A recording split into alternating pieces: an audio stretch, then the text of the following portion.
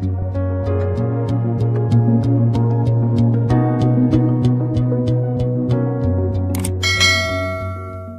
Lungs health में आप देखेंगे, लंग्स बिना सांस के जीवन नहीं है। जिसकी सांसें थम गई उनका जीवन थम जाता है।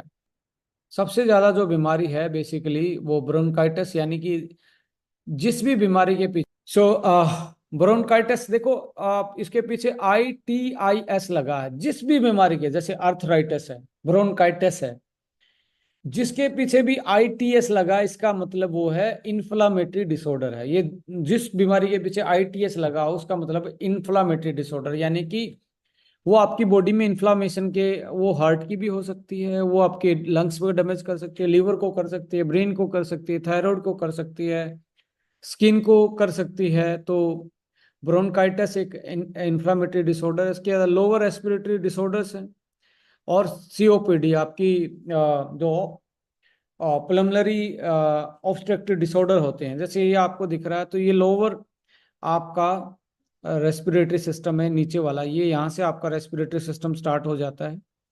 लोअर वाले में सबसे ज़्यादा प्रॉब्लम है, क्योंकि वहाँ पे ही ज़्यादा आपकी ऑक्सीजन जाके आपके ब्लड के साथ मिलती है। और जो आप यहाँ पे आप देख रहे हैं, ये जो आप कप शेप के देख रहे हैं, इसको एल्वोली बोलते हैं। एल्वोली एक कप शेप की वो होता है, इसी पे ऑक्सीजन आती है, और ऑक्सीजन आके यहाँ से ही आपके ब्लड में मिलती है। सांस, आपके ब्लड में ऑक्सीजन मिलता है। बट यहाँ यदि इनके इनके ऊपर आपको स्मोकिंग से लेयर जमा दो, इन्फ्लामेशन के कारण जो आपका बलगम है, या आपकी इन्फ्लामेशन के कारण जो एलर्जी के कारण जो एक्स्ट्रा फ्लूइड है, या इनमें पानी भरना, जिसको आप एक तरीके से लाइक एडिमा बोलते हैं, वो होना, तो ऑक्सीजन के प्रभाव में और ऑक्सीजन के एक्सचेंज में, गैस के एक्सचेंज में, क्योंकि कार्बन डाइऑक्साइड भी इन्हीं के थ्रू वापस निकलनी है, तो उनके ट्रांसपोर्ट में ऑक्सीजन और कार्बन डाइऑक्साइड के में दिक्कत आएगी। और जब ऑक्सीजन कम जाएगा और कार्बन डाइऑक्साइड बढ़ेगी, तो इसको बोलते हैं एसिडोसिस, यानी कि आपका ब्लड एसिड हो जाता है। और एसिडोसिस में आप देखेंगे आपको बहुत सारी इन्फ्लामेटरी बीमारी, इवन क्रोनिकल आपकी बीमारी, लाइक आपका किडनी पे सबसे ज्यादा इफेक्ट पड़ता है। किडनी के साथ आप स्टोन फॉर्मेशन पे आपका सबसे ज्यादा फर्क पड़ता है। तो इस टाइप की आपको ये प्रॉब्लम आती हैं। और तो इसके साथ जैसे कि आप इसी में COPD में आप देखेंगे, अस्थमा एक बहुत बड़ा चैलेंज है। आप और दिल्ली जैसे, मुंबई जैसे शहर में तो और भी ज़्यादा चेंज है। सो यदि आप जानते हैं, तो लगभग 19,000 डेथ इस डायरेक्टली स्मोकिंग के कारण होती हैं, और 3200 are due to the passive smoking. Passive smoking भी इतना हानिकारक है, आपके साथ में कोई भी स्मोकिंग करना है। So primary risk factor of जो ऑब्स्ट्रक्टिव पल्मोनरी डिसऑर्डर है, अकाउंटिंग फॉर 80-90% केसेस, तो उसमें यदि आप देखेंगे तो लगभग 4,000 टाइप के आपके केमिकल होते हैं, और 70 टाइप के वो कॉज करता है। 70 टाइप की आपकी 70 टाइप की जो बीमारी है, even 70 type of carcinogen. Carcinogen का मतलब कैंसर कोजिंग सबस्टांस। ऐसे ऐसे मॉलिक्यूल, ऐसे ऐसी चीजें जो आपको कैंसर कर सकते हैं स्मोकिंग में, वो 70 टाइप की होती हैं, और लगभग 400 टाइप के केमिकल आपकी बॉडी में जा रहे होते हैं। ऐसे केस में आपको लंग्स की हेल्थ बहुत जरूरी है। यदि आप स्मोकिंग कर रहे हैं, अपने परिवार का ध्यान रखिए, अपना खुद का ध्यान रखिए कि आपका ब्लड एसिडिक हो रहा है। और आपके ब्लड एसिडिक होगा तो आपके लिपिड साइकिल, और आपकी किडनी, और आपके लीवर पे, यानी कि आपका कोलेस्ट्रॉल बढ़ना, और हार्ट पे प्रेशर पड़ना, और साथ में किडनी पे प्रेशर पड़ना लाजमी सी बात है स्मोकिंग में। और स्मोकर में हार्ट अटैक के चांसेस एक नॉर्मल इंसान से बहुत ज़्यादा होते हैं। बट ये आप स्मोकिंग भी नहीं करते और ऐसे एनवायरनमेंट में सांस ले रहे हो जहाँ पे एयर क्वालिटी इंडेक्स बहुत खराब है, तो वहां पे भी आपके लिए हार्ट पे और आपकी किडनी पे प्रेशर बहुत ज़्यादा पड़ता है। अनहेल्दी लंग्स के साइन क्या है कि स्टेमिना कम होगा अनहेल्दी में, हाई रिस्क ऑफ इन्फेक्शन, बार बार में उनको खांसी जुकाम इम्यूनिटी की प्रॉब्लम आएगी, कंजक्टिव कफिंग, लगातार खांसी की प्रॉब्लम रहेगी, शॉर्टनेस ऑफ ब्रीथ, छोटी सांसें लेगा, हाफेगा बार बार में। हेल्दी में मोर स्टेमिना होता है, रेजिस्टेंस टू इन्फेक्शन होता है, ऑक्सीजन का सर्कुलेशन ज़्यादा होगा तो आपको पावर ज़्यादा मिलेगी, आपको एनर्जी ज़्यादा मिलेगी, और नो सच सिम्टम्स, कोई शॉर्टनेस ऑफ ब्रीथ नहीं, नॉर्मल आप सांस लेते हो।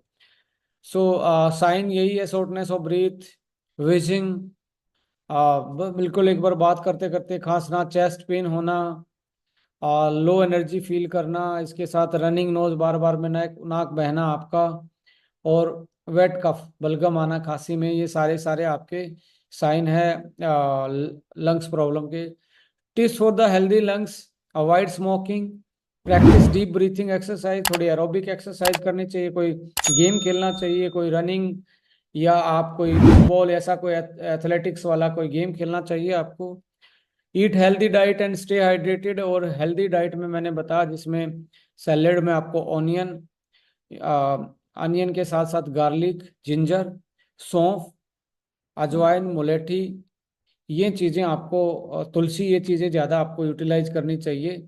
इसमें आपका लाइक बीट रूट जो होता है वो भी बहुत अच्छा काम करता है।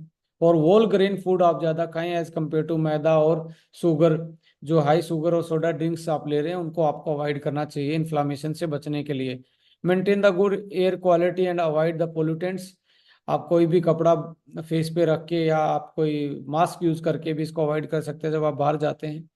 अपनी स्ट्रेस को मैनेज कीजिए, और आप कोई भी ऐसा सप्लीमेंट यूज कीजिए जो आपकी स्ट्रेस को मैनेज करता हो, आपके एंटीऑक्सीडेंट की कैपेसिटी को, बॉडी को बढ़ाता हो, और एंटी इन्फ्लामेटरी उसका रोल हो। जैसे एसबीटीसी एक बहुत अच्छा एंटी इन्फ्लामेटरी, आप खाली पेट उसको स्टार्ट कर सकते हैं। So breathe easy with lungs fuel and for healthy and lungs and life long, आपको हर्बोन्यूट्रिजेनिक्स प्रेजेंट कर रहा है lungs fuel, first time in the direct selling of India. Clinical nutrition of lungs, यानी कि clinical nutrition के में ये lungs के लिए पर्टिकुलर बनाया गया है। और ये मैं हमेशा बोलता हूँ ओरिजिनल ओरिजिनल होता है। ओरिजिनल का मतलब कुछ लोग पुराने हैं वो समझ पा रहे हैं। So we develop it and launch it. पहले भी हमने बहुत सारे फॉर्मुलेशन डेवलप किए थे, बहुत सारे प्रोडक्टों का जो ऑलरेडी चल रहे हैं मार्केट में, उनका बहुत अच्छा रिजल्ट लोगों को मिल रहा है। But this is the advance series Herbonutrigenics, एक स्टेप और आगे है, एक नेक्स्ट जनरेशन, उसको आप न्यूट्रास्यूटिकल बोल सकते हो। आज मैं इतना खुश होता हूं कि लोग मुझे ब्रेन वन की इतनी टेस्टिमनी भेजते हैं, लोग एसबीटीसी की इतनी टेस्टिमनी भेजते हैं, लोग जॉइंट्स के प्रोडक्ट की इतनी अच्छी, ऑर्थोवन की इतनी अच्छी टेस्टिमनी भेजते हैं। आई फील ब्लेस्ड कि हम एज ए टीम एक अच्छा फॉर्मुलेशन, अच्छी क्वालिटी और टाइम पे प्रोडक्ट की सप्लाई को मेंटेन कर पा रहे हैं, जिसके कारण आप अच्छे से बिजनेस कर पा रहे हैं, और ओवरऑल कस्टमर की सेटिस्फेक्शन हम कंडक्ट कर पाए हैं अपने इन सारी चीज़ों की, अपनी प्रोफेशनल प्रैक्टिसेस की वजह से। सो इसी में लंग्स फ्यूल में आप देखेंगे ग्रीन टी एक्सट्रैक्ट इसमें डाला, जो स्ट्रेस से लेके एंटीऑक्सीडेंट तक का रोल प्ले करता है। मुलेठी रूट एक्सट्रैक्ट, मुलेठी सदियों से, आयुर्वेद में सदियों से यूज हो रही है गले की इन्फेक्शन और lower respiratory respiratory tract disorder, जो हमारे फेफड़ों की जो बीमारी है उनके लिए। Marshmallow root extract, stinging nettle root extract, tulsi leaf extract, और आपका जिंजर राइजोम एक्सट्रैक्ट, और करक्यूमिन C3 और बायोप्रिन। सो एंटी इन्फ्लामेटरी में और इम्यूनिटी में और लंग्स में मैं कहता हूँ एक बेहतरीन फॉर्मुलेशन आपको ये मिलने जा रहा है। सो किसी को आप भी यूटिलाइज करवाएंगे तो पीपल विल टेल यू कि हमें हफ्ते या 10 दिन में बहुत अच्छे रिजल्ट आने को मिल रहे हैं। सो ये एक नया है आपकी बास्केट में। It's help to cleanse the lungs naturally, stimulate the activity of lungs. Macrophages की बात करें, मैक्रोफेजिस का मतलब है जो आपने डर्ट, जो सांस के थ्रू आपके अंदर जो डर्ट गई है या कोई ऐसी चीज गई है, तो लंग्स की सेल एक प्रोसेस, खुद की क्लीनिंग का एक प्रोसेस चलाते हैं। जैसे आप घर में झाड़ू या आप पोछा वोछा फ्लोर पे मारते हैं, साफ सफाई करते हैं, ऐसे लंग्स के पास भी एक खुद की साफ सफाई का एक प्रोसेस होता है जिसको माइक्रोफेजिस बोलते हैं, जो बाहर से आपका पोल्यूटेंट या ऐसी चीजें की उनको ये पचाने का काम करते हैं और बाहर निकालने का काम करते हैं। सो ये उसी एक्टिविटी को, साफ सफाई की एक्टिविटी को और बढ़ाता है लंग्स की नेचुरली। इसके साथ helps to reduce and suppress the coughing. यदि आपको बार बार में एलर्जी, राइनेटाइटिस या नाक का बहना, आपको नजला है और आपकी बार बार में कफिंग हो रही है, आपको एलर्जिक कफिंग है, तो उस केस में भी आप इसको यूटिलाइज कर सकते हैं। रात को सोने के बाद आपकी सोते टाइम तो आपको कफिंग ज़्यादा होती है, और ये देखा गया जिसमें विटामिन D3 की कमी है उसमें भी लंग्स की वीकनेस ज़्यादा आती है। तो इसलिए प्रॉपर आप अमाउंट में सन का एक्सपोजर लें, धूप लें जब आपको लंग्स की प्रॉब्लम है तो। और विटामिन डी, जो हमारा कैल मैग डी है, उसमें जिंक भी है, वो भी बहुत अच्छा उसके लिए, लंग्स के लिए एक सप्लीमेंट होता है। तो कैलमैक डी भी आप यूटिलाइज करें तो विटामिन D3 की कमी आपको साथ में है, तो क्योंकि उसके कारण भी आपके इन्फ्लामेशन हो सकता है लंग्स में। और एवरीडे वन इसके साथ यूज कर सकते हैं। वोमेन अपना स्वीट 18+ यूज कर सकते हैं, 18+ महिलाएं, और 40+ महिलाएं, 40+ अमेजिंग 40 आप यूटिलाइज कर सकते हैं इसमें। शुरुआत आप SBTC से करें, आपको बहुत अच्छा रिजल्ट देखने को मिलेगा। और इसके स्टार्टिंग के 1 हफ्ते आप इसको, जब स्मोकर हैं या आपको कोई COPD का या ब्रोंकाइटिस का या अस्थमा की कोई प्रॉब्लम है, तो दिन में 3 बार पहले आप हफ्ते 10 दिन यूटिलाइज करें 1-1 कैप्सूल। उसके बाद अगले 10 या 15 दिन 1-2 कैप्सूल यूज करें। तो 1.5-2 महीना होने के बाद फिर आप 1-1 कैप्सूल आप यूटिलाइज करें। लगभग 6 महीने लेंगे तो आपकी लंग्स की हेल्थ है वो बहुत अच्छी इंप्रूव होगी, और आपकी सांसें हैं वो कहीं ना कहीं, शॉर्टनेस ऑफ ब्रेथ है वो जो छोटी सांसें आ रही थी वो डीप ब्रीथ आएगी, और आप लंबे जीवन की कामना कर पाएंगे। So fighting the smoke induce infection, जो आपकी स्मोक से के कारण इन्फेक्शन है या आपकी इन्फ्लामेशन है, उसके अगेंस्ट ये काम करता है, उसको कैटर करने का काम करता है। Reduce the tar building up and, tar जो बिल्डअप होता है स्मोकिंग के कारण, उसको ब्रेक डाउन करता है फैलम में, यानी कि जो बलगम को एक तरीके से रिड्यूस करता है, कम करता है, और जो टार जमता है उसको रिड्यूस करता है ये। इसके साथ स्ट्रेंथन्स एंड एपिथेलियल लाइनिंग्स, जो आपके लंग्स की लाइनिंग होती हैं, जो जिससे हवा क्रॉस होती है ब्लड तक, उसको स्ट्रेंथन देता है, जो स्मोकिंग कारण वीक होगी, जो पोल्यूटेंट के कारण या इन्फ्लामेशन के कारण या कोई भी निमोनिया के कारण या ऐसी कोई आपके जो लंग्स का इन्फेक्शन है उसके कारण कोई चीज आपको दिक्कत आई है, तो उस केस में ये आपकी इनर वॉल्स को, लंग्स की इनर वॉल को स्ट्रेंथन देने का काम करता है। Reduce free radical damage and reviving the lung cell, जो आपके लंग सेल कहीं दिक्कत में उनको रिवाइव करने का काम हेल्प ये करता है। Protect from the pollutants effect, जो आप सांस में बहुत सारे हार्मफुल पोल्यूटेंट ले रहे हैं, हार्मफुल गैसेज आप इनहेल कर रहे हैं, डस्ट आप इनहेल कर रहे हैं, उससे कहीं ना कहीं ये प्रोटेक्शन का काम करता है। सो इंग्रेडिएंट बैक्ड बाय साइंस, हमेशा हम साइंस की बात करते हैं, तो आप देखेंगे जितने भी इंग्रेडिएंट यूज किए हैं ये लंग्स को कहीं ना कहीं एक तरीके से हमारे लिए, लंग्स के लिए प्रूवन, क्लिनिकल प्रूवन इंग्रेडिएंट जो लंग्स की हेल्थ को अच्छा रखते हैं। इसके अलावा आप देखेंगे मार्स मलर रूट जो एक्सट्रैक्ट है जो इसमें डाला है, relieve the cough and cold, जो आपको यदि बार बार में सर्दी जुकाम खांसी हो रहा है उसको में रिलीफ करता है। Act as enzyme to loosen mucus and inhibit bacteria, जो अंदर बैक्टीरिया का इन्फेक्शन हो सकता था और जो म्यूकस अंदर जो बलगम जमा है उसको लूजन करके बाहर निकालने का काम ये करता है।